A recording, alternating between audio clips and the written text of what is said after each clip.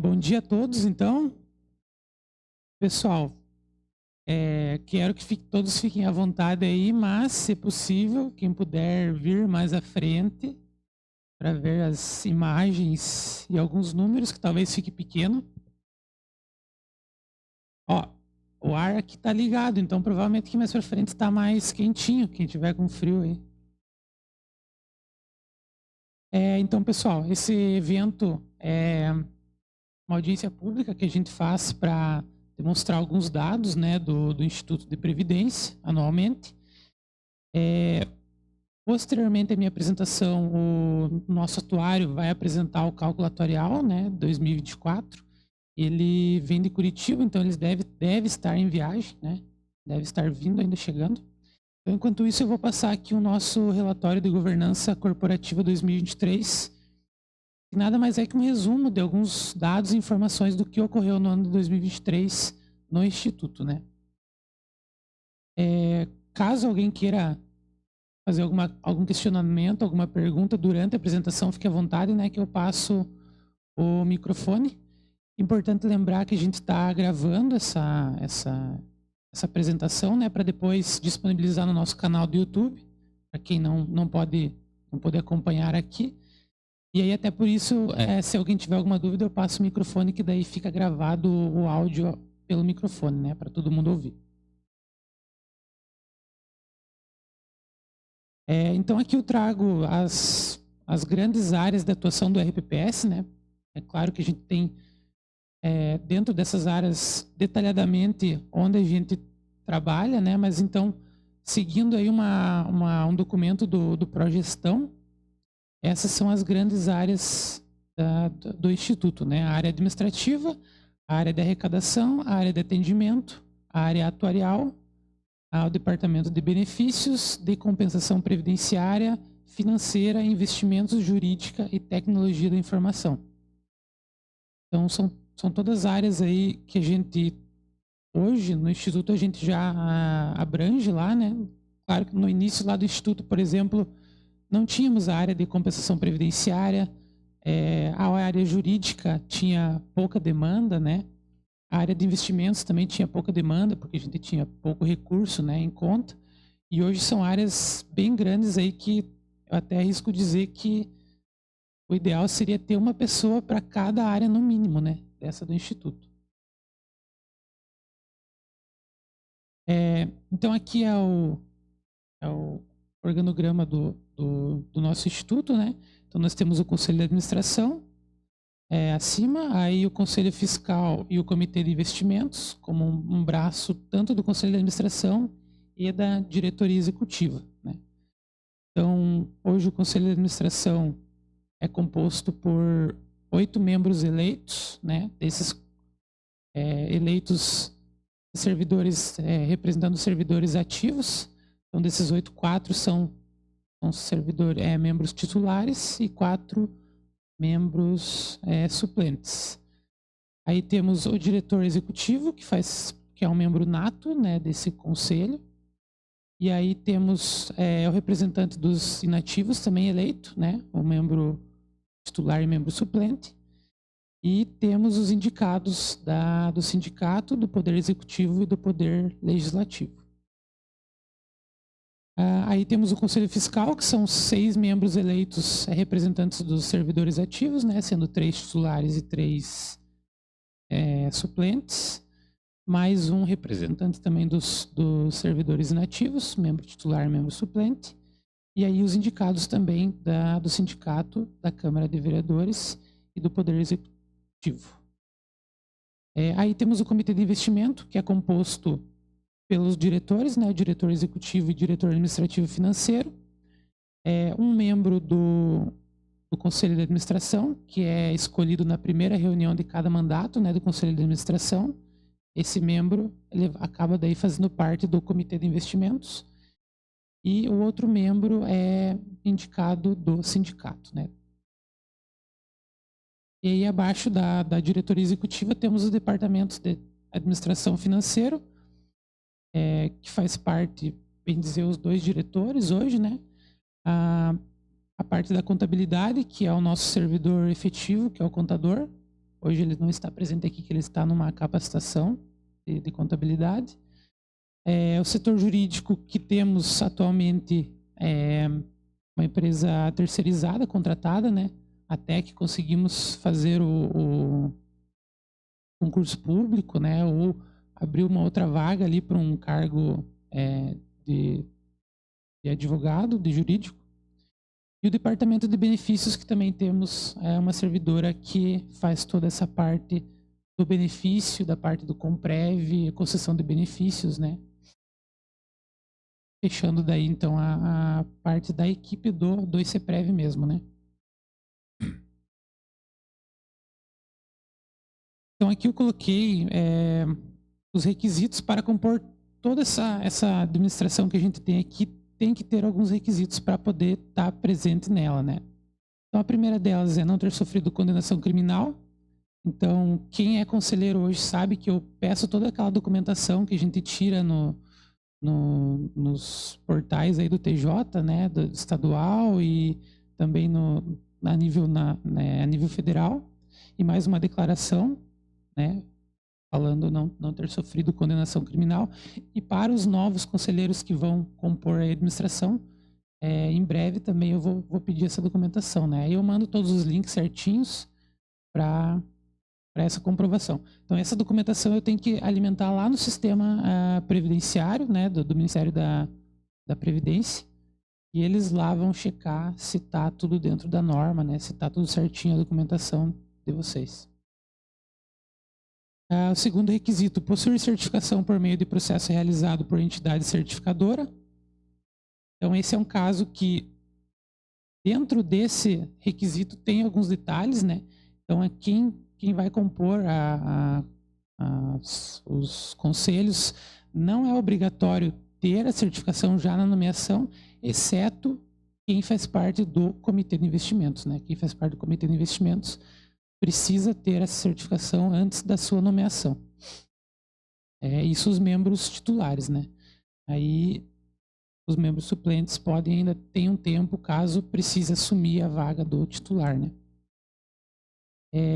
Os outros conselheiros, então, têm um prazo para tirar a certificação, né? Não é necessário todos ter, mas a cada ano, no dia 31 de julho de cada ano, o Ministério da Previdência faz essa checagem. Qual conselheiro tem a certificação, qual não tem. Então, coincidiu que o nosso mandato sempre vai até 31 de julho de cada ano, então ele vai fazer essa verificação nessa data com o mandato atual ainda. Então, para o novo mandato, né, para quem entrar no conselho, vai ter esse prazo para tirar a certificação até julho do outro ano. Embora a gente busque isso fazer o quanto antes, né, que é melhor todos terem a certificação o quanto antes. O terceiro item, possuir comprovada experiência no exercício de atividade nas áreas financeira, administrativa, contábil, jurídica, de fiscalização atuarial ou da auditoria. Esse terceiro item, ele é para os diretores do Instituto, né? Para a diretoria executiva, não é para os conselheiros. Então, tem que ter comprovado ali que já trabalhou no mínimo 2 anos nessas áreas citadas ali. E o quarto, ter formação acadêmica em nível superior, né? Isso a legislação federal traz e a nossa legislação municipal aqui do Instituto também traz isso. Algum questionamento, alguma dúvida, por enquanto? Tranquilo? Então, aqui eu vou para alguns dados do Instituto, né, no ano de 2023. Então, aqui, na verdade, eu peguei um histórico para a gente ter uma base. Desde o início do Instituto, a quantidade de segurados, né, dos servidores efetivos que estão vinculados ao nosso RPPS. Então, ali em 2023, né, nós fechamos dezembro com 1.011 servidores ativos, 167 aposentados e 14 pensionistas, né?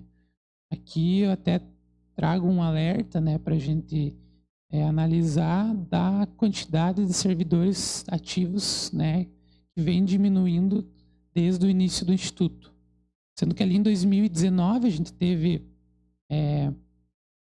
ali, talvez foi o nível mais alto que a gente teve de servidores efetivos, né? provavelmente muito por conta do último concurso público que teve em 2018 no Poder Executivo, né? Então, de 2019, 1.186 servidores para 1.011 em 2023, né? Eu sei que os dados de 2024 a gente vai apresentar só no fechamento, né, do exercício, então no ano que vem, mas esse número de 1.011 já caiu para mais ou menos 965 servidores. Então já diminuiu mais ainda consideravelmente, né? E isso é uma das principais, então, causas aí que a gente vai mostrar do déficit atuarial do Instituto, né, que o Kogut vai mostrar mais detalhadamente. E então a gente tem que buscar aí algumas ferramentas para aumentar esse número, né, que acaba sendo o concurso público em si, né. A gente sabe que a Câmara de Vereadores aqui fez o concurso, né. Isso já ajuda, porém, como a Câmara de Vereadores são poucos servidores, a gente sabe que para o município a gente precisa de um número bem maior, né. E, em contrapartida, o número de aposentados e pensionistas está crescente, né. Então, quem alimenta esses aposentados e pensionistas é o servidor ativo. Então, tá um número aí bem, né, contraditório, diminuindo os servidores ativos e aumentando aposentados.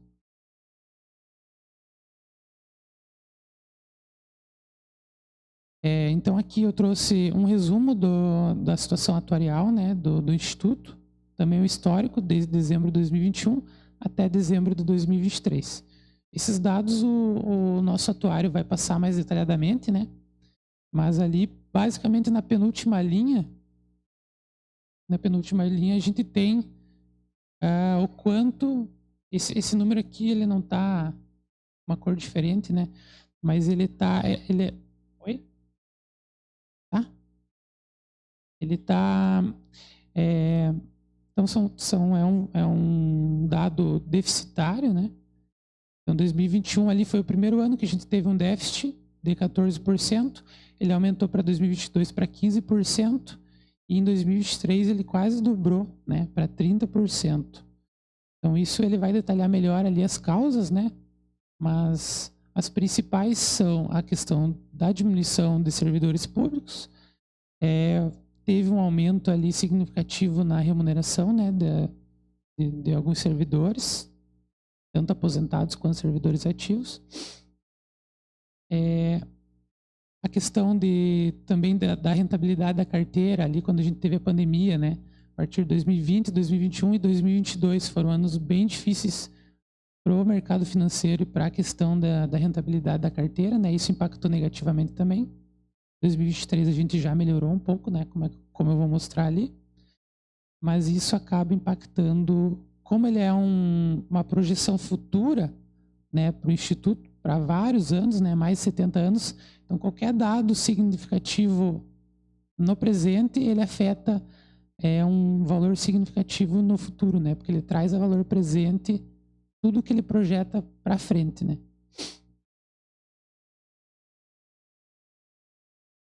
Aqui eu trago um pouco da área dos benefícios concedidos.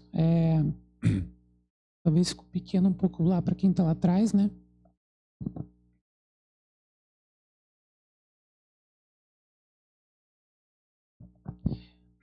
Então, a gente teve em 2023 de benefícios concedidos 25 aposentadorias, né? Ou por idade ou por tempo de contribuição, e 4 pensão por morte. Fechando aí 29 concessão de benefícios, né? Foi o mesmo número de 2022. Aí nós temos processos no Tribunal de Contas do Estado. O que seria isso? Todas as concessões de benefícios que o Departamento de Benefícios faz lá no Instituto, após essa concessão, esse processo é enviado para o Tribunal de Contas. O Tribunal de Contas analisa, né? E depois de um certo tempo ele homologa ou traz alguma diligência, alguma pendência que o Instituto tem que resolver. De todos os processos enviados, né, com o trabalho lá que a gente tem com a Cibele, nenhum tivemos que ter o desprazer, né, de fazer ou talvez algum funcionário voltar a trabalhar por alguma conta errada que foi feita, né, ou falta de tempo do servidor. Eu sei de RPPS que teve, inclusive, tem uma tia minha, que ela tinha se aposentado e quando voltou ao processo do Tribunal de Contas, ela teve que trabalhar mais 8 meses. Então, ela já estava 2 anos parada e aí teve que voltar a trabalhar mais 8 meses porque tinha alguma divergência no processo, né? Aqui em Canoinhas isso nunca aconteceu. E aí, quando eles homologam o processo, a gente pode dar entrada para pedir aquele recurso que o servidor contribuía lá para o INSS antes de entrar na prefeitura. A gente pode pedir para o INSS pagar para o Instituto, né? Então, esse o que a gente tem ali, o setor de compensação previdenciária. Então, é muito importante a homologação desse processo. Então, aqui nós temos de todos os processos enviados, né? Foram 170 processos já enviados ao tribunal, né? De todos que a gente tem até hoje. Desses 170, 146 foram homologados. Então, até 1 ano, 2 anos atrás, né? A gente sabe, a Cibele sabe muito bem lá que tinha processo que o tribunal estava demorando até 5 anos para nos devolver, né? Processo lá os primeiros processos de CEPREV, né? 2017 e 2018, ainda não tinham vindo ali até 2021, 2022 homologados.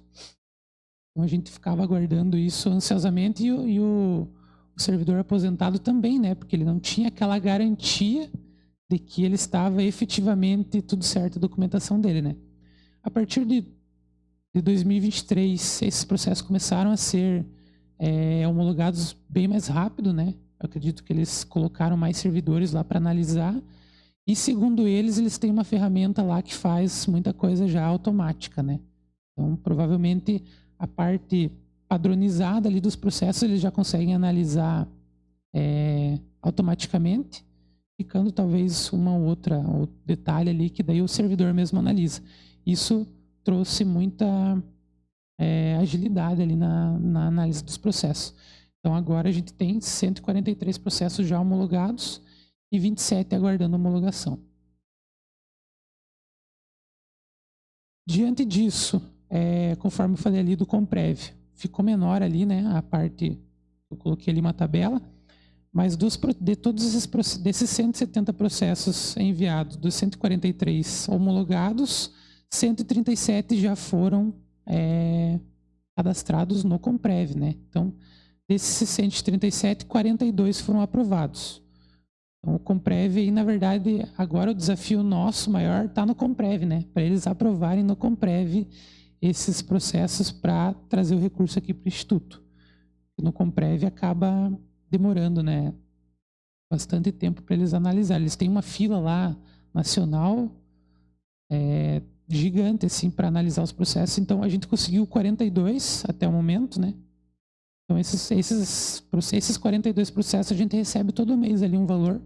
Hoje está em cerca de 45, 46 mil reais por mês, né? Não é um valor tão grande, né? Mas ao longo do tempo ele já ajuda a compor ali o nosso patrimônio líquido, né? Aí aqui as receitas do Instituto, então, no ano de 2023, né? Totalizou 36.349.105, né? Aqui eu separei elas por contribuição do servidor ativo, que era de 11% até julho de 2023, passou a ser de 14% a partir de agosto, totalizou 7.500.000. A contribuição patronal, né, do Poder Executivo e do Poder Legislativo, 11.855.000. A contribuição do servidor inativo, daqueles que recebem mais que o teto do INSS, né? Também era 11% acima do teto até julho e 14% a partir de agosto, 473.000.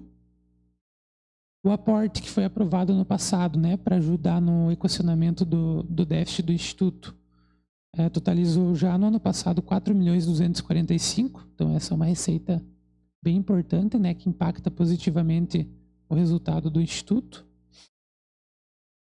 A contribuição previdenciária de servidores cedidos, 17.834.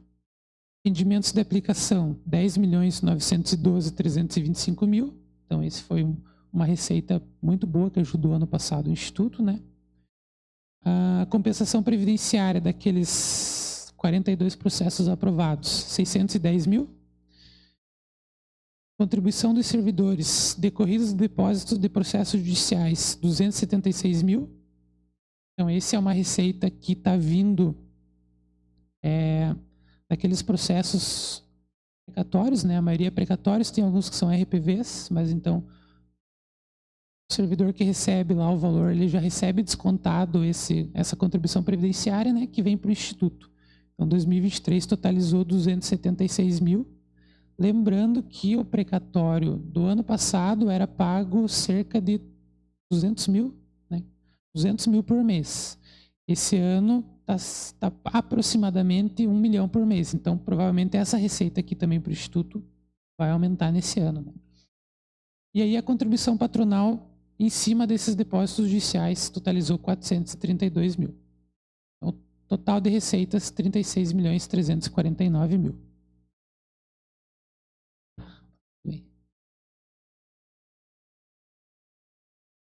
Aqui eu fiz um resumo do cálculo para a taxa de administração. Então, é um cálculo um pouco complexo, porque ele pega vários dados ali para a base de cálculo, mas só para deixar discriminado,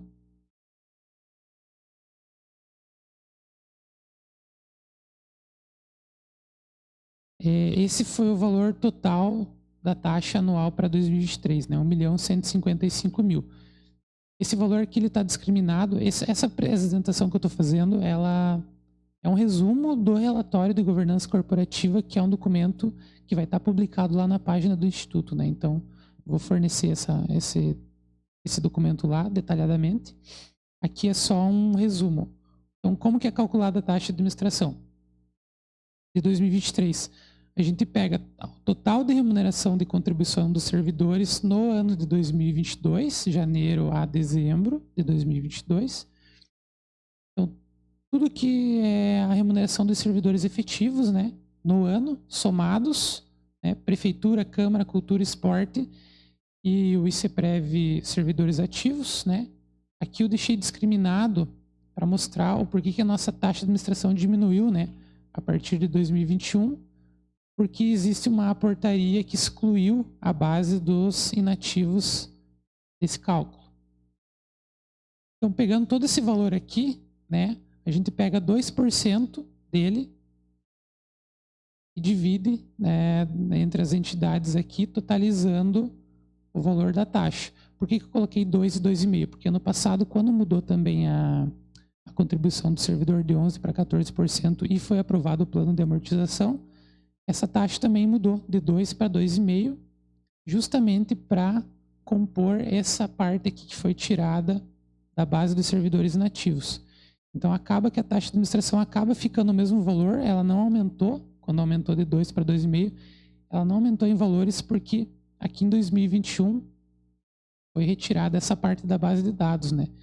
Então, a partir de 2021 ali, na verdade, a gente começou a ter até um déficit na fonte da taxa de administração, porque a gente tinha um custo maior do que a gente recebia de taxa. O que na verdade, nós tínhamos o suporte, porque a gente tinha feito um caixa da taxa de mais ou menos 1 milhão, né?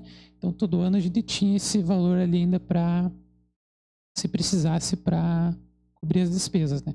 Agora, com essa correção aqui, a gente volta a ter um valor ali que cabe dentro dos custos do ICEPREV, né? Então, aqui eu coloquei as despesas realizadas em 2023. Talvez os números fiquem pequenos aí, né? Acho que eu não vou falar um por um, né? Porque é bastante, mas eu discriminei ali entre a parte dos benefícios, né? A gente tem separado a parte da taxa de administração e dos benefícios. Então, dos benefícios, a gente totalizou R$ 15.551.074,50, né? Basicamente, é pagamento de folha, né, dos aposentados e pensionistas, e uma compensação previdenciária que a gente também acaba tendo que pagar ou para o INSS ou para algum outro regime próprio, né? Então, é algum servidor que trabalhou aqui, contribuiu aqui para o Instituto nesse período, mas pediu exoneração e se aposentou ou no INSS ou em outro instituto, a gente tem que fazer essa compensação também. Então, esse valor foi de R$ 11.331.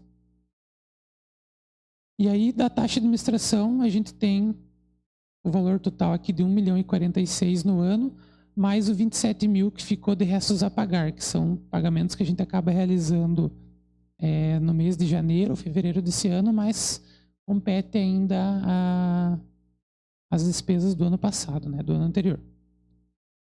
Então, podem ver que o que foi gasto aqui de taxa de administração, 1.046.000, mais o 27 mil, ele fica dentro aqui do 1.155.000, né, embora com um saldo bem pequeno, né, mas ele ainda fica dentro desse valor gasto.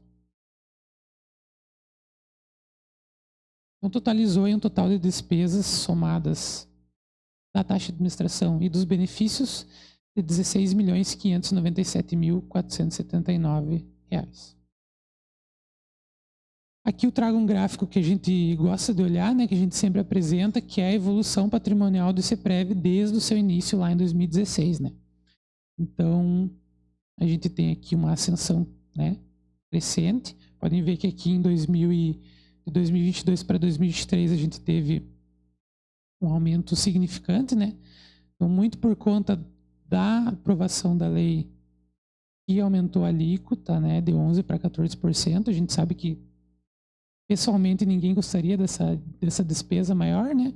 Mas para o Instituto é muito saudável essa aprovação. Além disso, teve o plano de amortização, o aporte anual que eu mostrei, né? E também a rentabilidade da carteira de investimentos. Então, isso fez o nosso patrimônio aí subir de 65, 66 milhões para perto de 90 milhões no final de 2023. Aqui falando um pouquinho da nossa carteira de investimentos, então, né? Que são aqueles 10.900.000 que deu de rentabilidade em 2023. Como que ela estava segmentada. Então, nós tínhamos, no final de 2023, das aplicações financeiras, né, 73,78% em renda fixa, 16,65% em renda variável, 5,29% em investimentos no exterior e 4,28% investimentos estruturados. Então, aqui eu copiei a tela do nosso sistema de gestão de investimentos, né? Fica pequeno mês a mês aqui, daí eu aumentei aqui a parte final, né? Então, em 2023, nossa carteira rentabilizou 15,61%, sendo que a nossa meta atuarial era o INPC, mais 5,2%. Então, o INPC é aquele índice que é reajustado o salário, né, dos servidores, anualmente. Então, a nossa meta é esse índice mais 5,2%. Então, essa meta ficou no ano 8,85%. E a gente fez 15,61%. Então, a gente ficou acima da meta aí 6,76%. Aqui eu separei a nossa carteira de investimentos por gestora de recursos, né? Então, hoje, finalizando ali 2023, nós temos a maioria dos nossos investimentos está no Tesouro Nacional, né, que são a compra de títulos públicos, perto de 1/4 da carteira, né, perto de 25%. Aí temos outras instituições aí conhecidas, né, Banco do Brasil, Caixa Econômica, Itaú, Bradesco, e aí temos outras gestoras que são mais especializadas na parte de investimentos, né, que é onde a gente busca talvez alguns fundos de investimentos diferenciados ali para ter uma rentabilidade melhor a longo prazo, né, que nós temos aí casas que alguns de vocês devem conhecer, né, como XP, Safra, e aí temos outras mais conhecidas no mercado financeiro, né, como Tarpon, Schroeder, tem o próprio BTG Pactual aqui, né, e esse é um serviço que a parte lá do Comitê de Investimentos faz, né, analisar as instituições, tudo conforme a lei, né, para ver onde a gente pode aplicar nossos recursos. Aí passando para a parte da educação previdenciária. Então aqui algumas das atividades que foram feitas no ano de 2023, né, direcionadas aos dirigentes, conselheiros e a equipe do ICEPREV. Então, aqui foi fornecido, durante o exercício de 2023, algumas capacitações gratuitas de forma online, né? Em parceria com a XP Investimentos e a Dollar Bills, que são distribuidoras de fundos de investimentos. Então, a gente conseguiu parceria que eles têm uma plataforma que eles disponibilizam ali os cursos, as capacitações para as provas de certificações dos conselheiros, né? Isso de forma online. De forma presencial, além dos eventos realizados para todos os interessados, conforme o item 8.2, que é o próximo slide que eu vou passar, foram disponibilizados as seguintes capacitações: curso preparatório para certificações, realizado pela Simpasc. Então, a Simpasc é a Associação dos Regimes Próprios aqui do estado de Santa Catarina, né? Então, eles fazem várias capacitações durante o ano, né, presencial, tanto voltada para certificações, né, dos conselheiros, tanto para outras áreas ali de parte atuarial, parte de investimentos, né? A gente forneceu isso aos conselheiros, essa capacitação. Workshop Comprev na prática, realizado pela APPrev. Então, a APPrev é a Associação de Institutos de Previdências do Paraná. Então, como é próximo aqui de nós, né, eles fazem muitos eventos em Curitiba. Às vezes, para nós, fica até mais fácil ir para Curitiba do que para Florianópolis, por exemplo, né? E eles têm aí alguns cursos muito bons. Então, a gente não é associado deles, mas a gente pode participar, porque eles abrem para nível nacional, né? Aqui um outro workshop de aposentadoria especial e benefícios previdenciários, também realizado pela Prepev. Expert XP 2023, um evento realizado pela XP Investimentos voltados para a área de investimentos, né, fundos de investimentos. E o 21º Congresso Previdenciário da APPrev, também realizado pela APPrev. Então, esses congressos são eventos de forma... Eles abrangem todas as áreas do Instituto, né? Então, a gente fornece isso aos conselheiros para... Geralmente, esses congressos eles têm até mais de um palco, né? Então, cada conselheiro pode se dividir ali, cada um em uma palestra, né? A gente acha bem... Isso a gente faz desde o início do Instituto, né? Essa disponibilidade para os eventos que a gente acha bem viável e agrega bastante para os conselheiros e para quem trabalha diretamente no ICEPREV. Aí, sobre a capacitação para os demais segurados, né? Que não são conselheiros nem trabalham no ICEPREV. Então, a gente fez... a segunda capacitação do Programa de Educação Previdenciária do ICEPREV, né, aqui mesmo na Câmara, com o Ronaldo de Oliveira, né, que ele fez essa capacitação. Audiência pública para a apresentação do cálculo atuarial 2023, então a gente está fazendo esse ano a 2024. No passado a gente fez aqui mesmo também a capacitação para o cálculo atuarial 2023. A apresentação dos investimentos e evolução do patrimônio do ICEPREV e cenário econômico também foi apresentada aqui na Câmara de Vereadores, né, no mês de abril do ano passado, com o Ronaldo de Oliveira. E a gente fez também a divulgação do Código de Ética do ICEPREV, foi aprovado pelo Conselho no final de 2022, né? E aí a gente fez essa divulgação através do site e também de lista de transmissão no WhatsApp para os servidores. Aí outras atividades do ICEPREV, a gente teve troca do sistema de gestão fiscal, né, no final do ano passado. Então foi uma demanda bem grande aí, né, de toda a equipe.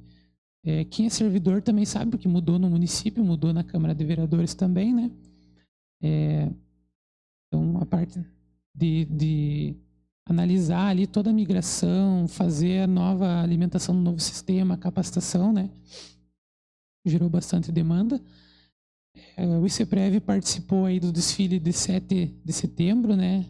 Foi uma ideia até do nosso gestor ali da época, o Diego, né? A gente pela primeira vez participou do desfile, a gente achou isso bem válido para reforçar a imagem do Instituto, né?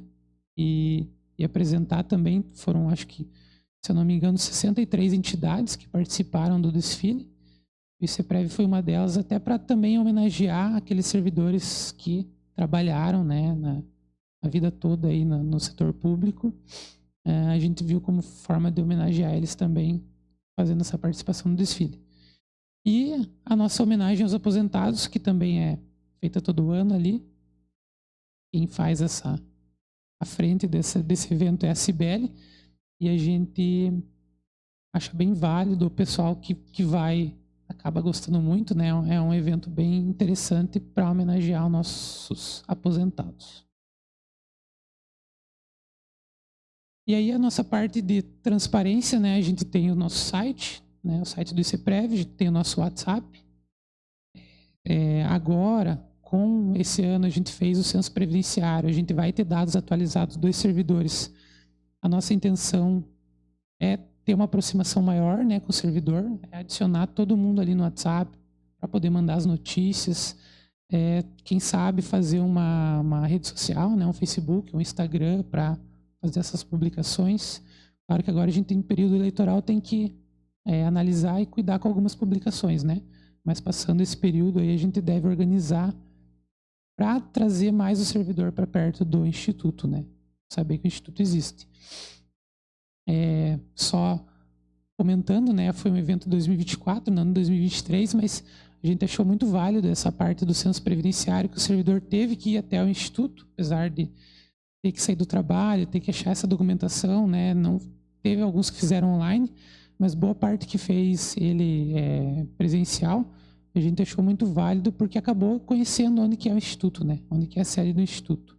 Isso para a reforço de imagem do Instituto é muito válido. Com isso eu termino a minha apresentação. Aí nosso atuário já chegou aí para fazer a próxima parte. Alguém tem algum questionamento antes dele iniciar? Tudo tranquilo? Acho que vocês vão guardar as perguntas para o atuário daí, que ele é especialista ali, vai tirar bastante dúvida nossa. Beleza, obrigado. Kogut, por favor. A gente tem que passar ali. Uhum.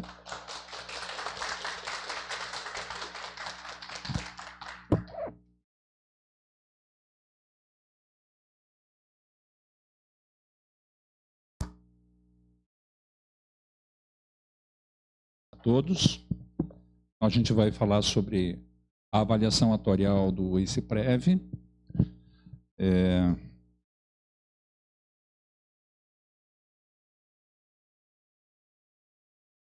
Então, meu nome é Luiz Cláudio Kogut, eu sou atuário, trabalho nessa área já há muitos anos. Estou assessorando o ICPREV desde a sua instituição, lá desde 2016, né? São 9 exercícios, né, que a gente fez as avaliações. Conheço toda a história, desde a instituição, da criação, tudo que foi feito ao longo do tempo, né? Então isso é bom, né, a gente ter esse conhecimento, né, do que aconteceu, de como é que foi, porque a gente consegue explicar todas as modificações que ocorreram ao longo do tempo. A avaliação atuarial é uma obrigatoriedade, né, que tem a ver com o atendimento do princípio constitucional do equilíbrio financeiro e atuarial, lá, que está lá no artigo 40 da Constituição, que fala dos regimes próprios, né? E eles serão instituídos observados critérios que preservem o equilíbrio financeiro e atuarial. Então, equilíbrio financeiro e atuarial, gente, ele é exigido dos regimes próprios desde a redação do artigo 40 da emenda 20, lá de 98. Não é uma novidade, né? Então, desde 98 que é exigido isso. E o que é equilíbrio financeiro e atuarial? O atuário, ele faz uma estimativa. Então, tudo que eu apresentar daqui para frente, de resultados, tal, é uma estimativa do que vai ocorrer. Então, o trabalho atuarial, ele é diferente do trabalho contábil, por exemplo. O que o contador faz? Ele registra fatos passados. Tá? A receita que foi arrecadada, a despesa que foi paga, tá? Tudo que já aconteceu, ele registra na contabilidade. O atuário, ele procura antecipar o que vai acontecer no futuro, baseado numa ciência, numa técnica lá, que é a origem do nosso trabalho. Tá? Então, a gente tenta imaginar, a gente tenta estimar o que vai acontecer no futuro. Então, aqui no balanço, né, na balança do equilíbrio financeiro e atuarial, de um lado, nós temos receitas futuras estimadas atuarialmente, são contribuições, rendimentos, compensação a receber e mais o saldo atual de investimentos. E do outro lado da balança, a gente tem despesas futuras estimadas atuariamente, com aposentadorias e pensões já concedidas, que são para os atuais aposentados e pensionistas, e aposentadorias e pensões a conceder para quem está em atividade e ainda vai ter direito aos seus benefícios. Então, quando você compara a valor presente esses dois valores de receitas e despesas, você observa se o plano tem equilíbrio financeiro e atuarial. Se tiver mais receitas futuras do que despesas futuras, a gente conclui que o plano tem superávit atuarial. Quando é o contrário, mais despesas do que receitas, conclui-se que o plano tem um déficit atuarial. É comum e é até compreensível que as pessoas pensem assim, poxa, mas a receita do ICEPREV hoje é muito maior que a despesa. E é verdade. Vocês arrecadam mensalmente mais do que vocês pagam com benefício. Mas isso sempre será assim? E daqui 5 anos, e daqui 10 anos, e daqui 25 anos, será que a receita vai continuar sendo maior que a despesa? E é nesse momento que entra o cálculo atuarial.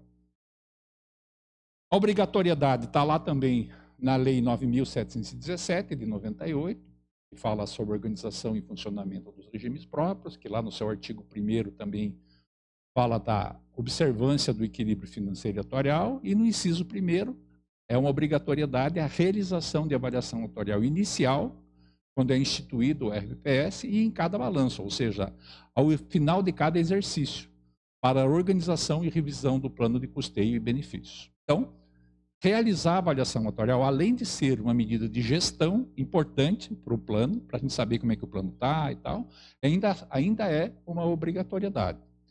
E a realização da avaliação, a fiscalização, se a avaliação está realmente sendo feita, está lá na emissão do CRP, do Certificado de Regularidade Previdenciária, né? Então, o CRP é exigido do município quando da realização de transferências voluntárias da União, celebração de acordos, contratos, convênios, liberação de recursos de empréstimos e financiamentos por instituições federais. Então, para o município é importante ter um CRP vigente.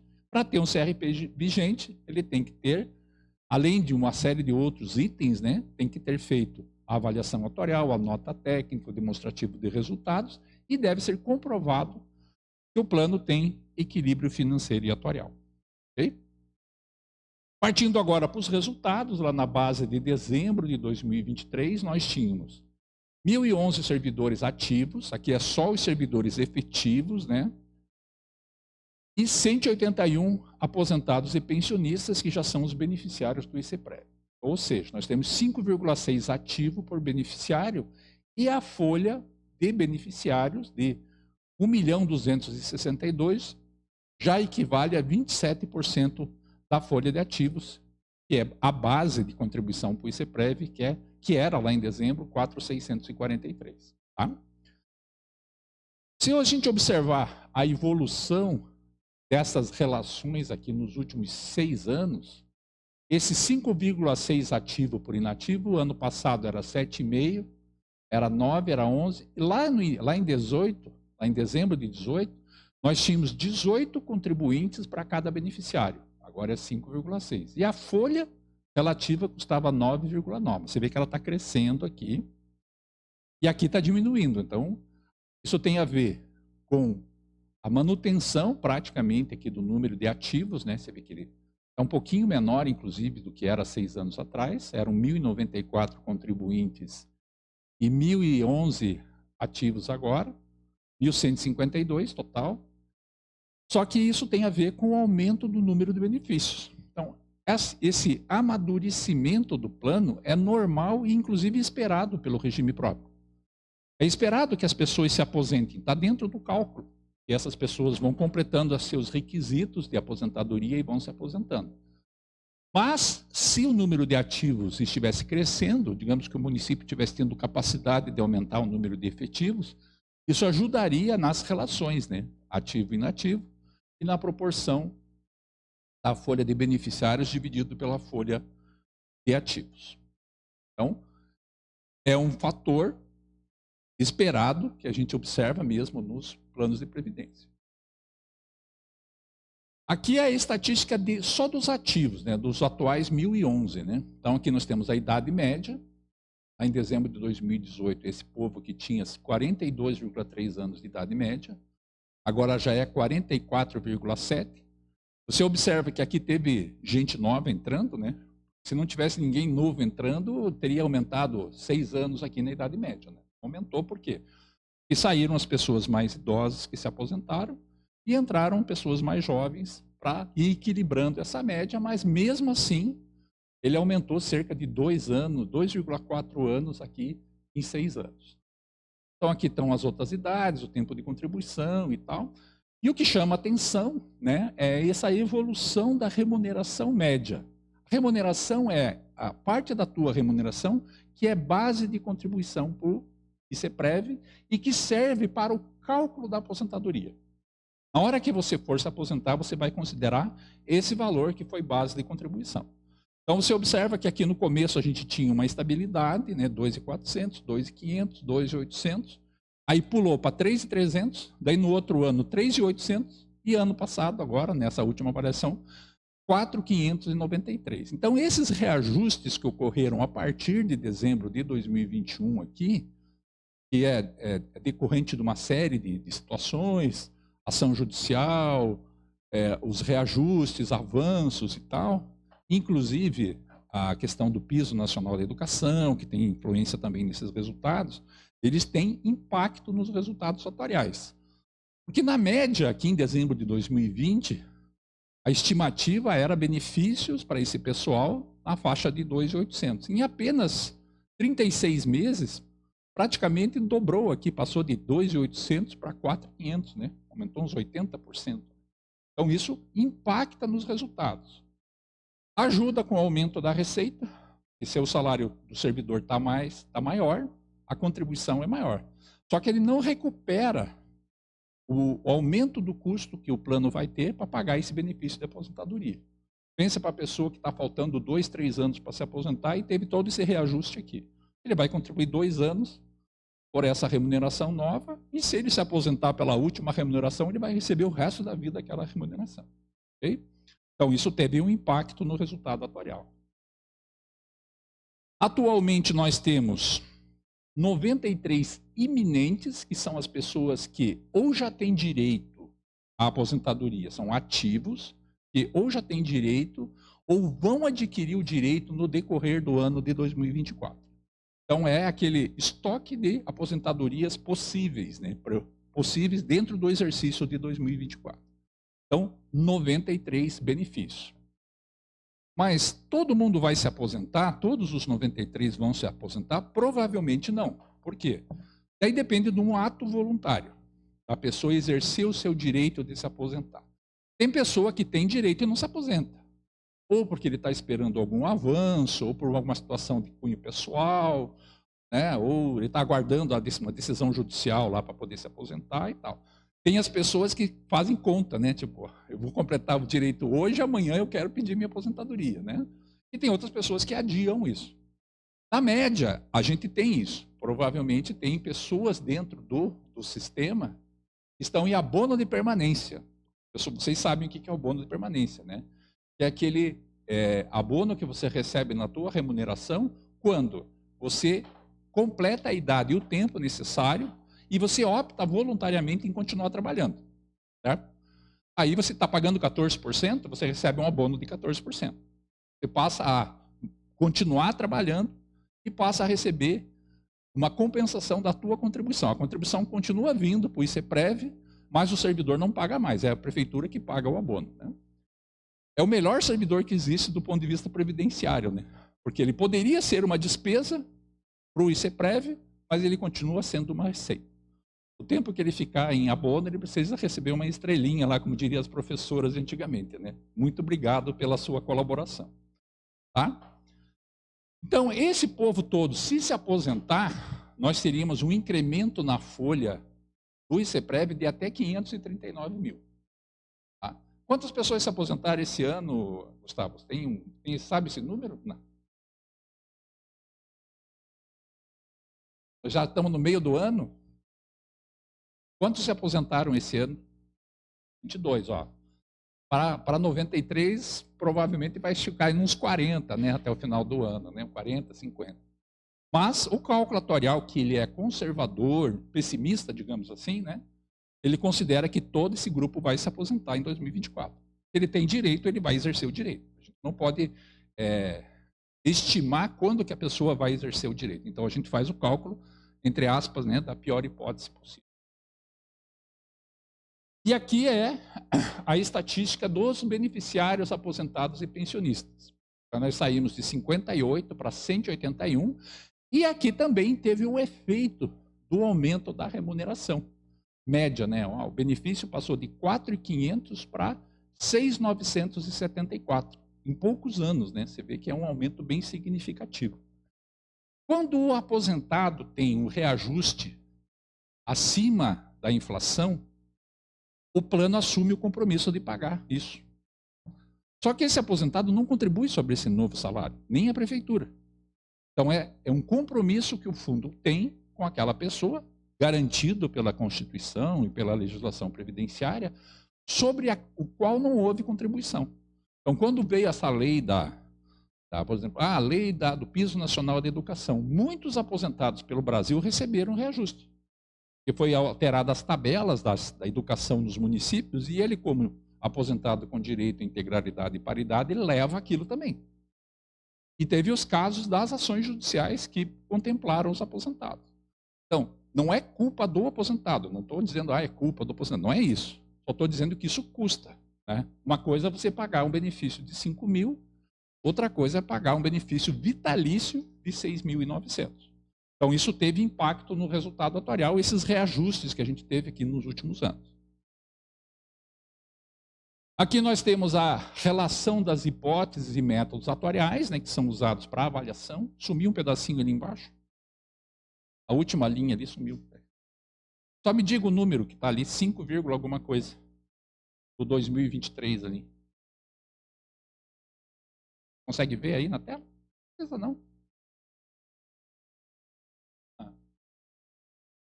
Aí, legal. Boa. Então, para fazer essa estimativa do cálculo atuarial, a gente usa uma série de ferramentas estatísticas, né, como as tábuas de mortalidade, de entrada em validez, o crescimento, o fator de capacidade, a família média tal, e a taxa de juros. Né? Então, saímos no ano passado de uma taxa de juros de 4,88 para uma taxa nesse ano de 5,02. O que significa isso? Que quando eu estimar os ganhos financeiros que o plano vai ter com as suas aplicações, com o dinheiro que ele tem lá aplicado no mercado financeiro, eu vou considerar que o plano vai render 5,02% acima da inflação. Então, é a inflação mais essa taxa de juros, digamos assim. Né? E essa taxa de juros, ela compõe a meta atuarial. Então, vocês que acompanham o ICEPREV ouvem muito essa expressão, a meta atuarial. O que é a meta atuarial? É o que o atuário estima que haverá de ganhos financeiros com a aplicação financeira. Tá? Então, como houve um aumento do ano passado para esse, passando de 4,88 para 5,02, então isso é um fator favorável. Né? Quanto maior essa taxa aqui, é melhor para o resultado atuarial. Okay? Esse gráfico ele representa a projeção de despesas anuais com benefícios. Então, cada coluna colorida tem uma parte azul e uma parte verde aqui, são, em azul, os benefícios concedidos, os atuais aposentados e pensionistas, e em verde, os benefícios a conceder. Então, você vê que a maior parte da despesa que vai acontecer em 2024 é com quem já está aposentado. Né? Aqui é os 90 que a gente estimou que vão se aposentar. Só que os ativos vão continuar se aposentando, aqueles 1.080 ativos vão se aposentar, e em algum momento a despesa com os novos benefícios vai ser até maior do que a despesa com os benefícios que já estão concedidos. Então, essa curva aqui é o lado da despesa da balança do equilíbrio financeiro atuarial. A parte em azul dos benefícios concedidos e a parte em verde dos benefícios a conceder. Então, se você pegar toda essa despesa futura e trazer a valor presente, nós temos 216 milhões para pagar os benefícios concedidos e mais 434 dos benefícios a conceder. O plano, na avaliação de dezembro de 2023, tem um custo total ou um valor atual de benefícios futuros de 651 milhões. Ok? Como que nós vamos pagar os 651 milhões? Nós temos 85, ou tínhamos lá em dezembro, né, 85 milhões em investimentos, uma contribuição normal de 17%, porque o 2,5% aqui é para o custeio administrativo, né, para despesas do ICPREV. A lei do déficit atuarial de 2022, um valor de 110 milhões, e a alíquota do servidor de 14%, ativos e inativos sobre o que excede o teto. Fazendo o balanço daí, né, a compensação financeira de benefícios concedidos e a conceder, a contribuição dos inativos, o 14% do servidor, vale 66 milhões, o 17%, 54% sobre a folha dos demais servidores e 23% sobre a folha dos professores, menos o 85 milhões, nós temos um déficit atuarial nesse exercício de 255 milhões. Então, descontando do 651, o que tem de receitas a receber e saldo atual em caixa, falta 250 milhões. Como nós temos um equacionamento de 110, falta ainda 144. Então, nós teríamos que reformar a Lei Complementar 78 para equacionar 255 milhões.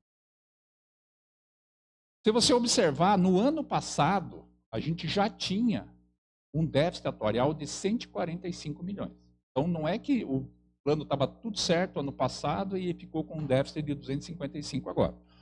Então, no ano passado, nós desenhamos várias alternativas de equacionamento e tudo mais, só que acabou que não foi feito até agora, passou para esse ano, o déficit aumentou em decorrência do aumento das remunerações, especialmente dos benefícios nesse ano, né?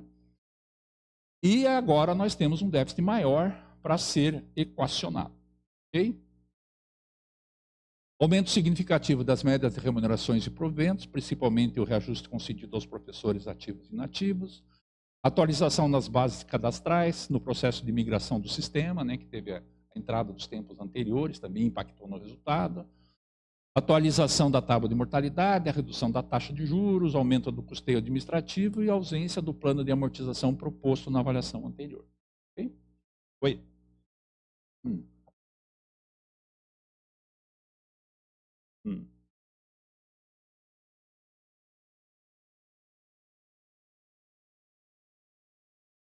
Aqui, né? Que bom, é bom.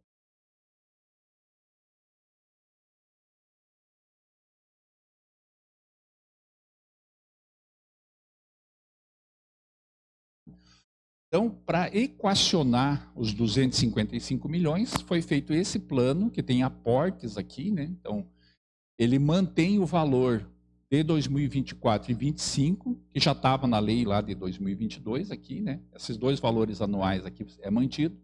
E aí o valor é diluído de 2026 para frente.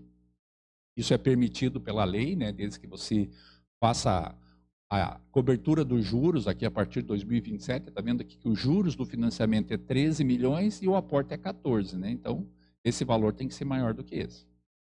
Pelo menos a partir de 2027. E aí ele vai amortizar e diminuir o déficit, né, que está sendo financiado. Então, esse é o plano que foi apresentado na avaliação. E aí a gente estudou algumas alternativas, né? Tá? Esse é o plano, o resultado que a gente apresentou. E caso seja adotada a reforma da Previdência, que é fazer todas aquelas alterações de requisitos, né, de aposentadoria e pensão, o déficit atuarial, né, ele cairia de 255 para 155 milhões. Então, ele teria um impacto aqui de 100 milhões de reais no déficit atuarial. Eu sei que a reforma da Previdência é um tema muito polêmico, mexe com os direitos, expectativas dos servidores e tal, mas é uma decisão política, né? Deve ser decidida politicamente, avaliada pelo executivo, o momento correto e tal. O que eu posso dizer é que isso pode acabar sendo feito até obrigatoriamente, né? Tem até movimentos no Congresso que prevêem, né, a obrigatoriedade da reforma para todos. Então, se fizer a reforma, a gente reduz o déficit atuarial em 100 milhões e o déficit ficaria só em 155 e não em 255. E a questão do imposto de renda é o seguinte: Se você observar a portaria 1467, que é a portaria da avaliação atuarial, que tem uma série de coisas, inclusive as questões atuariais, ela diz o seguinte: se você tiver um déficit atuarial, você pode aumentar a alíquota, por exemplo, você pode aumentar a alíquota de 17% para até 28%, certo? Por quê? Porque ela pode ser o dobro do servidor, né? O servidor é 14%, poderia aumentar. Por que isso não é bom para o município? Porque incide no índice de pessoal. A alíquota incide no índice pessoal. E esses aportes aqui, ó, esses aportes não entram no índice de pessoal. Então, é uma despesa financeira para o município, mas não para o índice de pessoal. E aí você pode fazer o quê? Você pode fazer aporte de bens, direitos e outros ativos do município para o RPPS. Então, isso no passado, eles pensavam assim, o que é um direito, um bem do município? É um terreno. Vamos pegar um terreno da prefeitura e passar. Só que pensa, nós estamos falando de um déficit atuarial de 250 milhões, né? Tipo de terreno, né, que pode ser relevante num desequilíbrio desse tamanho, né? Que bem que seria esse, né? Então, o que surgiu nos últimos anos, e vários municípios fizeram, foi fazer o seguinte: você faz uma projeção do imposto de renda, que é uma receita municipal, para aqueles que não sabem, né, todo imposto de renda que é arrecadado no município, dos servidores efetivos, dos não efetivos, dos prestadores de serviço e dos aposentados do regime próprio, ele fica no município. Ele não vai lá para o governo federal, ele fica no município. Então, é uma arrecadação municipal. Então, se você projetar o imposto de renda para o futuro e fazer um fluxo de imposto de renda previsto, né, para o futuro e fazer uma lei que transfere para o município, para o RPPS, parte desse imposto de renda, respeitando os limites constitucionais, né, porque como é uma arrecadação municipal, você tem que destinar pelo menos 25% para a educação e 15% para a saúde. Então, pode ser no máximo 60% do imposto de renda. O que nós estudamos aqui? Vamos nos fixar apenas no imposto de renda que o ICEPREV arrecada. Certo? Não tem, nessa proposta não tem a arrecadação de imposto de renda que o município arrecada com seus servidores ativos, não ativos e seus prestadores de serviço. É só parte do ICEPREV. Na minha opinião, faz todo sentido. Afinal de contas, é os próprios aposentados do ICEPREV que estão pagando esse imposto de renda. Como que funciona isso? A legislação ela vai dizer o seguinte: do valor arrecadado pelo município com o ICEPREV, a parte dos inativos vai ser aportado para o ICEPREV para abater o déficit atuarial, para reduzir o déficit atuarial. Certo?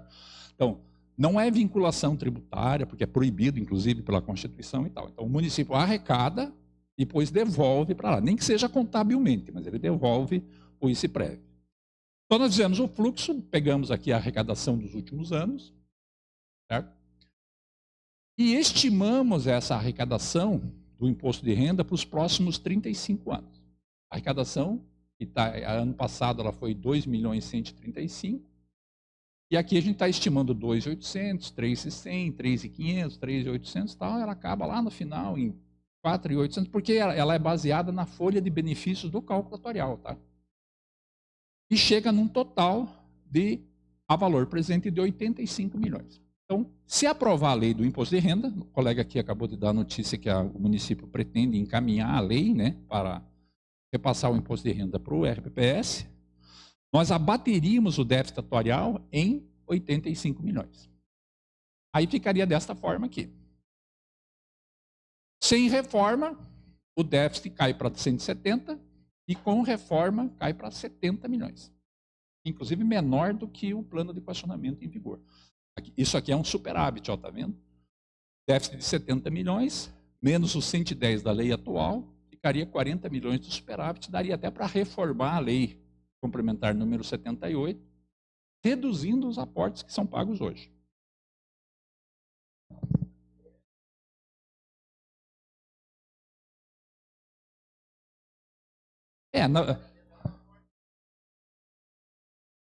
Tá. É um aporte também, mas ele tem a mudança ali do que o imposto de renda, ele não tem aquele período de carência para disponibilidade, né? Sim. E isso para o Instituto é de grande valia também, né? E ele não segue aquela regra da cobertura dos juros, né? Certo? quando a gente estabelece o plano de equacionamento, a norma diz que o valor do aporte tem que cobrir os juros do déficit. Então, é uma regra que engessa o valor do aporte, pelo menos a partir de 2027. O aporte do imposto de renda não segue isso, o valor mínimo máximo, é só da estimativa. Tá? Então, e ele também não entra no índice de pessoal. Ele vincula uma arrecadação que é própria do ICEPREV, que é dos seus aposentados e pensionistas, destina, né, para a cobertura do déficit atuarial, melhora o resultado atuarial e diminui o aporte que ele vai fazer. Isso aqui é interessante, porque o diminui é assim. Se não fizer a reforma, vamos pensar num cenário sem reforma. Ele teria que aumentar a alíquota daquela forma que a gente propôs lá. Com o imposto de renda, ele pode fazer um aporte menor, né? Não vai ser aquele aporte tão alto como foi feito lá. E isso acaba facilitando o fluxo de receitas, né? Porque, pense, o ICEPREV ele vai receber 3 milhões e 800, né? Só no ano que vem com a arrecadação do imposto de renda. Tá? Então, a lei que vai fazer o aporte, ela tem que constar esta tabela, que a gente estimou aqui, ela vai começar em janeiro do ano que vem, certo? Hã? Ah, sim. Eu acredito que sim, eu acredito que sim. Só que ela é assim, ela vai ter um valor estimado. Existem algumas, não sei se vocês tiveram a oportunidade de ouvir alguém falar sobre isso, mas tem alguns especialistas aí que falam que que o imposto de renda isso é uma coisa muito variável, que é uma estimativa furada, que muitos atuários estão usando isso para iludir os RPPS e tal. E eu respondo assim, não, na minha opinião, não é porque a gente vai pôr a tabela. Então, a gente está dizendo aqui que no primeiro ano o município vai passar 2.804.000. Então, existem duas hipóteses, né? Da arrecadação dos inativos ser superior a 2.804, e daí o município repassa 2.804. Agora, se a arrecadação for inferior a 2.804, o município tem que suplementar de outra fonte. E a lei que vai fazer o aporte do imposto de renda tem que tratar especificamente desse assunto. Então, é baseado na arrecadação do imposto de renda, mas tem um valor mínimo esperado. Mas como é imposto de renda e na lei está prevendo só o imposto de renda dos inativos, ela pega uma parcela dos ativos daí do próprio imposto de renda. Pode ser, pode ser. Ele pode ser feito essa... Isso, desde que não exceda os 60% da arrecadação total do município, né? Mas pode ser, né? Nesse momento não excederia. Eu quero entender essa parte aí, então, para consolidar. Então, o mínimo no valor, no caso da legislação do imposto de renda for aprovada, né, dessa dação do imposto de renda, começa em 2024 nesse valor. Isso, Kogut? Na verdade, vai ser 2025, né? Vai ser o ano 1 aqui, né? Aqui foi uma referência, né? Mas a gente vai usar... Ele vai começar em 25, porque nós já estamos aí em, sei lá... Sim, né? Sim. Até eu estou perdida no ano. Não, tudo bem. Mas então, entendi. Então, ele tem o valor mínimo, tem que ser esse, mesmo se for arrecadado menos, né, digamos, o município tem que complementar. Isso. E se for arrecadado mais, esse valor fica nessa tabela. Isso? Fica na tabela, é a tabela. Entendi. É a tabela. E aconteceu um caso bem assim, por exemplo, o município de Campo Mourão, lá no Paraná, ele fez a lei do imposto de renda dos inativos já faz 2 anos, né? Ela começou a ser feito o repasse no início de 2023, eu acho. Aí o que aconteceu? Eles fizeram uma consulta dizendo que a arrecadação que está na tabela está muito maior a arrecadação do que a tabela. E o município estava simplesmente devolvendo o dinheiro, não estava seguindo a tabela. Eu falei, não, em nenhum momento a gente quer ficar com mais recursos do que está na tabela. Por isso que tem a tabela. A tabela é uma referência, né? Ela é muito importante caso a arrecadação fosse inferior, né? Para que não prejudique a projeção atuarial. Porque a projeção atuarial, a partir da vigência dessa tabela, ela vai considerar essa arrecadação anual aqui, certo? Ela tem que ser respeitada, não pode ser inferior a isso. E a gente pode mudar isso depois. Vamos supor, o imposto de renda aumentou muito, muito mais do que isso. Por exemplo, aconteceu em Joinville. Joinville fez a lei do imposto de renda. 1 ano depois, a prefeitura falou, não, o nosso imposto de renda é muito maior do que foi estimado aqui. A gente foi lá, fez a mudança, né? Aumentamos o aporte do imposto de renda e diminuímos o aporte para o déficit setorial. E não tem problema nenhum, porque há uma garantia dentro da lei que o município efetivamente vai receber aquele valor. Okay? Então, o plano de equacionamento, independente disso, ele tem que ser feito agora. Então, eu recomendo firmemente para a administração que ela faça o plano de equacionamento do jeito que foi proposto na avaliação. Por quê? Porque ano passado já não foi feito. Então, entre aspas, nós temos ali uma irregularidade, apesar disso não ter prejudicado o ICEPREV, porque o valor seria o mesmo, né? Não foi alterado, né? Mas dentro das normas ele não foi feito, né? E como esse é o último ano do mandato da atual administração, é importante que conclua o exercício com tudo regular, tudo feito direitinho dentro das normas. Tá? No ano que vem, vamos supor, fizemos um imposto de renda. Em janeiro a gente refaz o cálculo atuarial e reescalona o equacionamento. Se o imposto de renda não sair, já está resolvido. Certo? Então são dois atos separados. A lei do aporte, que é uma coisa, e a lei do imposto de renda, que é outra. Por que a gente pode, ano que vem, abaixar o aporte? Porque teve o imposto de renda. É isso que os auditores cobram da gente. Kogut, mas por que você está abaixando o aporte? A gente tem que dar uma justificativa, né? Porque houve a lei do aporte do imposto de renda. Então, é uma justificativa perfeita para a gente fazer a redução do aporte a partir do ano que vem. Então, o plano de equacionamento deve ser efetivado até 2012 e entrar em vigor em 2025. Como ele não muda, recapitulando, desculpe, gente, recapitulando, que vai ser pago em 2025 é esse valor aqui, 5.833, que já está na lei de 2022, então não tem noventena nesse caso, porque não muda o valor, certo? Então, ele entra em vigor a partir de 2025, a reforma ou o aporte deve ser efetivado ainda em 2024 para que possa ser considerado na avaliação 2025. Então, se houver intenção de fazer, tem que ser feito ainda esse ano, para que a gente, lá em janeiro, fevereiro, quando a gente fizer a avaliação, já possa ser considerado. E acompanhar a tramitação da PEC 38, inclusive tem uma outra, PEC 66 também, né? Que estabelece a obrigatoriedade de aplicar, no mínimo, as regras da União para todos os RPPS, certo? Então, existe lá toda uma questão que a PEC 66 é a seguinte, ela está lá no Congresso. Ela cria condições para que os municípios reestruturem suas dívidas previdenciárias em até 20 anos. Pense um município que deve uma carrada de dinheiro para o INSS, e está apanhando para fazer os parcelamentos e tal. Então, ela permite que você faça o reparcelamento de tudo, fazer um pacote só e para pagar em 20 anos. Um bom negócio para o município. Mas ela exige que o município faça a reforma da Previdência, para ter direito àquele benefício. Então, é meio que uma coação, né? Coagir o município a fazer a reforma. Então, eu acho que no ano que vem a gente vai ter um monte de reforma aí sendo votada e tal. E se a PEC 38 for aprovada, essa aqui trata exclusivamente da questão da estabelecimento das regras mínimas da União. Então, se essa regra for aprovada, daí realmente a realidade mudará, né? Seria aquela realidade com reforma aqui, né? Imagine, reforma e aporte do imposto de renda, né? Como ficaria bem perto do equilíbrio o plano, né? Mas, como eu disse no início, é uma decisão política. Okay? Então, essas são as informações da avaliação atuarial, as perspectivas.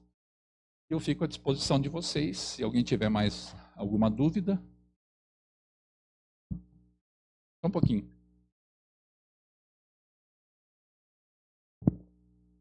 Kogut, qual que seriam as alterações, uma possível reforma da Previdência que a gente tivesse? Na verdade, são muitas alterações, né? Tem a mudança da regra geral, tem duas regras de transição básicas, né? Ele eleva a idade, muda o cálculo da média, estabelece condições mais rigorosas para que os servidores admitidos até 2003 se aposentem com integralidade e paridade. Daria para fazer um curso disso, né? Passar uma tarde aqui só falando desse assunto aí. Mas eu acho que vocês não devem sofrer antes da hora, sabe? Vamos aguardar isso aí tramitar. Daí a gente pode até conversar sobre esse assunto aí. nós já discutimos bastante a questão das regras, a gente leva em consideração a vida de cada servidor, daqueles que estão aí há 30 e tantos anos na ativa e daqueles que estão iniciando. Não vou dizer que não pesa, porque é muito bom quando o Instituto era superavitário, era muito fácil de a gente trabalhar como conselheiro. Os nossos, digamos, pesadelos, não vou dizer assim, mas assim a gente ficou perdeu a tranquilidade, né, pensando nessa questão de equalizar sempre o Instituto. Tem que pensar no governo, não adianta não pensar da onde vêm os nossos salários, vieram os nossos salários, porque não existe infinito, o recurso é finito.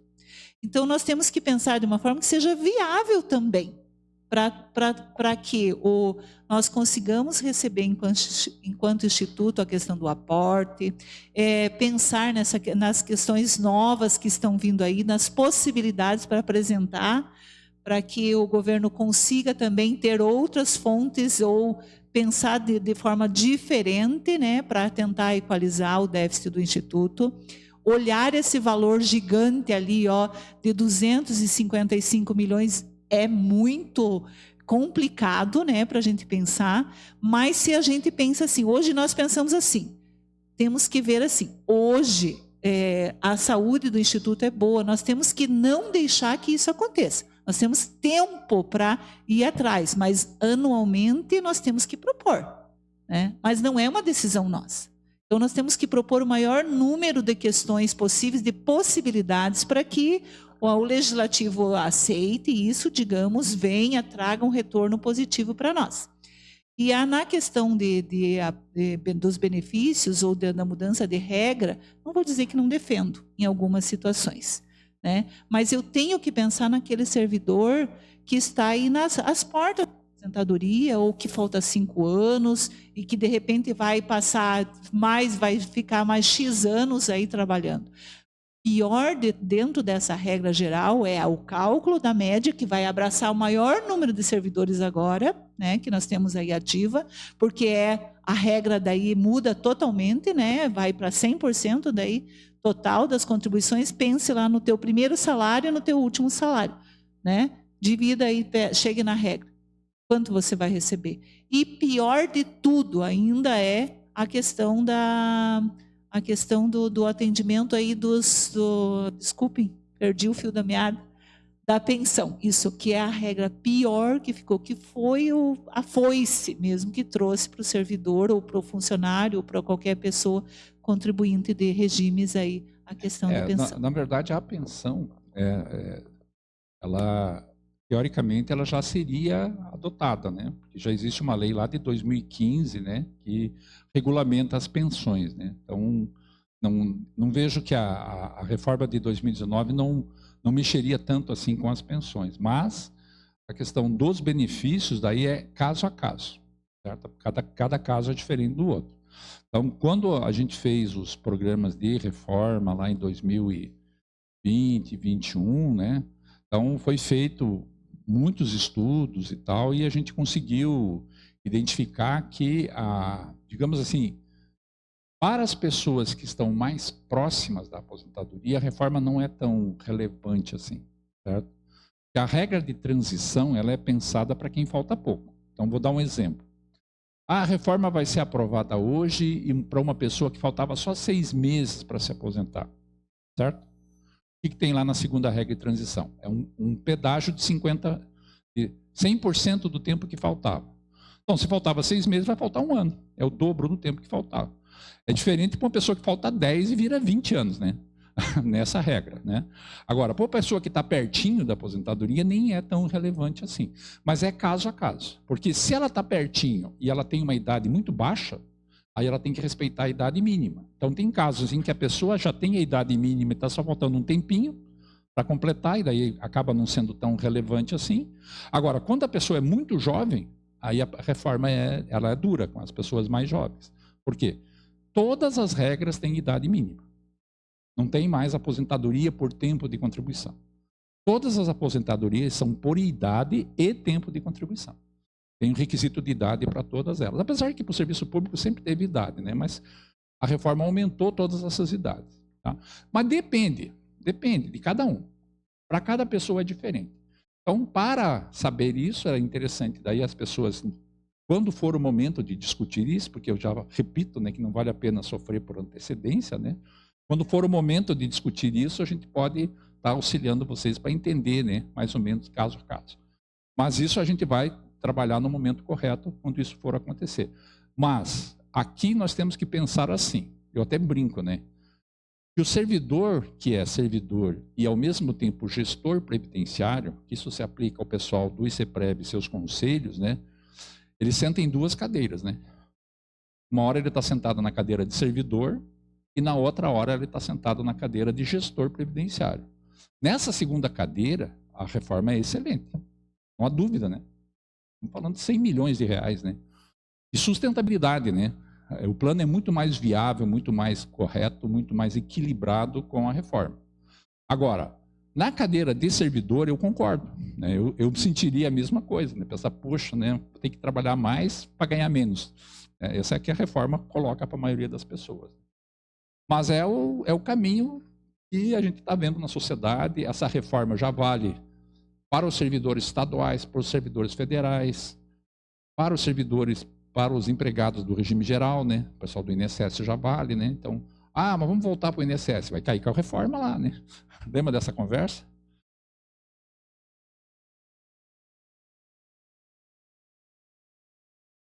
E não adotaram.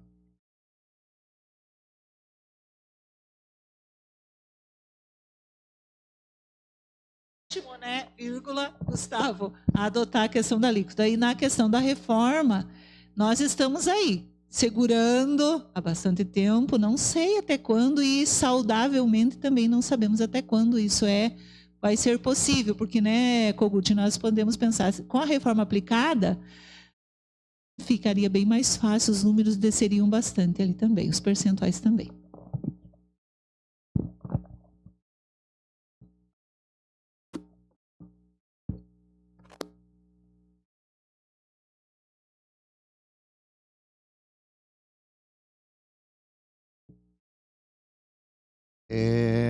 A situação que o Executivo acatou de enviar os projetos de lei, tanto do equacionamento quanto do imposto de renda, ele ficou diretamente vinculado ao fator de diligência do Tribunal de Contas com relação à prestação de contas do ano passado, onde foi identificado o déficit. Então, o Tribunal de Contas, pela primeira vez no município de Canoinhas, ele abriu uma diligência com relação ao Instituto de Previdência. E essa diligência, tanto que eles mandaram, o Executivo mandou para o ICEPREV, mandou lá para mim e para o Gustavo responder essa diligência. Nós conversamos com o Gustavo e entendemos que não é uma situação do ICEPREV, e nem dos conselhos, porque tanto a diretoria executiva quanto os conselhos fizeram recomendações para equacionamento, só que não foi acatado pelo Executivo. Então, eu vim em reunião com o Executivo e expliquei essa situação e falei que a resposta não era do Instituto e que nessa resposta já teria que se vincular alguma coisa, porque senão poderia ser um agravante para o tribunal. E a prefeita, no momento, acatou a sugestão, né? Então, eu acredito, né, que vai ser cumprido, até se nós tiver oportunidade e o Kogut se dispor, a gente pensa em fazer uma reunião até para aprimorar, né, essa questão, né, e do quanto é importante disso, e para realmente, tipo, hoje ou amanhã já subir esse projeto e ser aprovado o quanto antes, que é uma defesa para o Executivo também. Né? É uma defesa para o Executivo, de uma certa forma vai ser uma coisa que vai deixar o Conselho um pouquinho mais tranquilo também, que já entra, né, com esses projetos, né, em aprovação, que não deve dar tudo certo. Né? Se precisar, a gente se dispõe a vir discutir com os vereadores. Né? Acredito que o Conselho também, se precisar, também se dispõe. Né? Então, mas é um avanço já. Penso que é um avanço. É ruim ter preciso, né, de repente, uma influência do Tribunal de Contas, mas também é bom, porque às vezes o Executivo pode pensar que não tem muita importância, é uma coisa que se precisar aporta amanhã. Se precisar aporta, mas tem que estar na legislação, né? Então, eu acho assim que conversando se entende, né? Esclarecendo as situações, chega no consenso. E com a intervenção do tribunal, se torna mais relevante, né? Eu tenho até um caso, um município que encaminhou a lei para a Câmara, pedindo o aumento, né, da aportes e tal. Por uma questão política lá deles, lá a Câmara não votou. Parou, ficou parado na Câmara. Daí houve a diligência do tribunal, o Executivo respondeu e daí o tribunal mandou a diligência para a Câmara. E a Câmara aprovou no dia seguinte, né? Na hora que chegou aquele papel, vamos votar isso. Quem estava causando era a Câmara. Então, não há... É uma coisa que precisa ser feita. Né? Não tem muito jeito para... Não tem muita saída, né? Então, é isso. Mais alguém?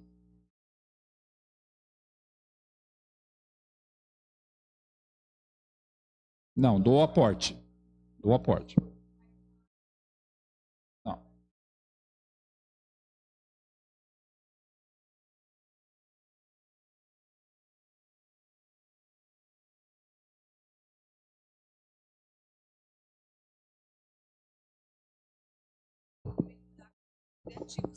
Que nós temos participando da contribuição. Não adianta fazer tudo isso e continuar só as pessoas se aposentando, porque vai chegar um momento que eu vou me aposentar, mesmo que faça a reforma. Então, precisa melhorar a quantia de contribuição ali de ativos que nós temos. Isso só vai acontecer através de concurso público. Tem que ser pensado nisso urgentemente, né? Porque nós podemos fazer várias manobras ali, nós vamos segurar por um tempo. Mas isso é um fato, gente, tem que ter concurso. Isso vai ter que ser previsto ali também. Já foi trabalhado bastante nos conselhos sobre isso, né? A Isane, que é presidente da administração, né? Do Conselho de Administração. É verdade.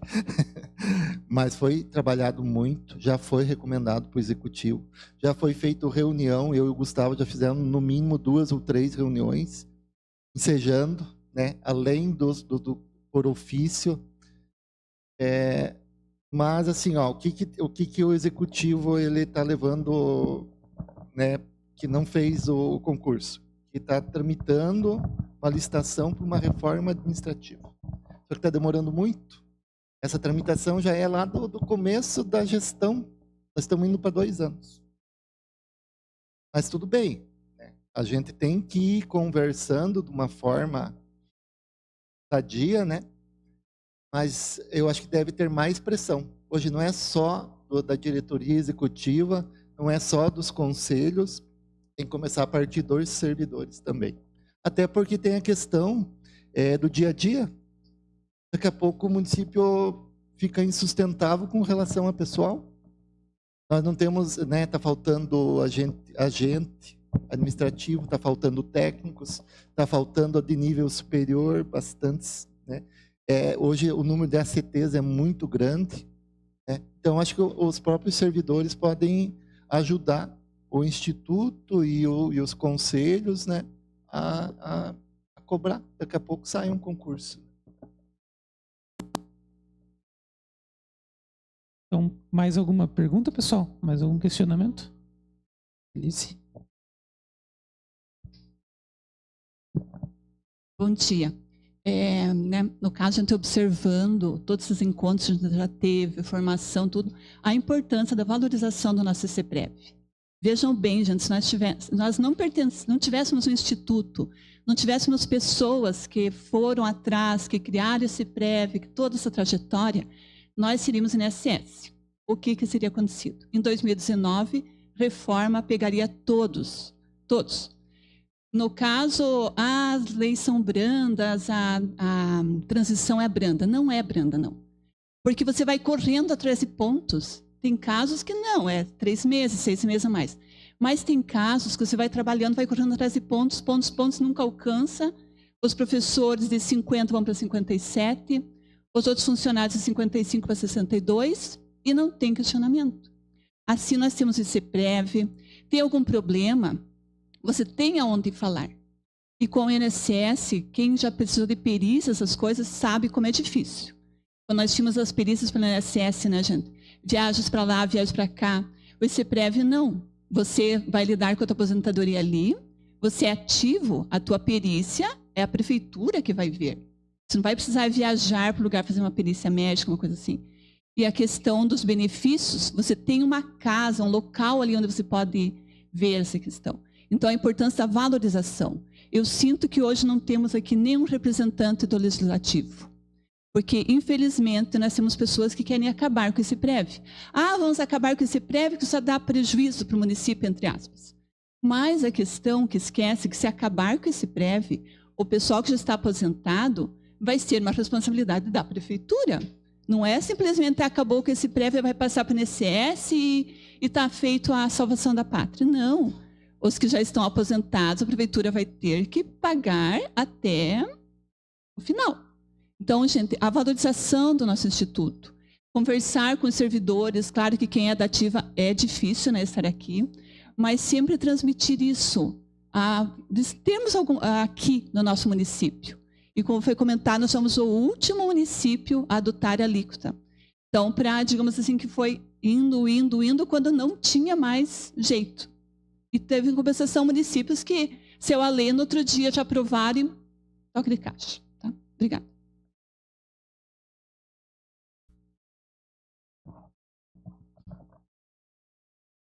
Essa questão de ser o último, talvez agora nós somos um dos últimos municípios com que está há mais tempo, talvez sem fazer concurso público, né? Então, mas como já falado ali, é uma coisa que a gente tem que bater na tecla para brigar por isso, né? Mas eu acho que é isso, pessoal. Agradeço aí a todos que participaram, né? Acredito que é de grande valia essa apresentação. A gente sabe que é muita informação, às vezes, para um evento, para quem ainda está começando a conhecer, né, o Instituto, mas é assim que começa, né? Começa com um evento, vai buscando por conta própria os assuntos, a gente também está lá no ICPREV para dar suporte, né? Nos conselhos, a gente sempre está enviando material do Ministério da Previdência, lives que acontecem, né? E mais informações aí que agrega para todos e para o ICPREV principalmente. Então, agradeço aí a todos e bom dia.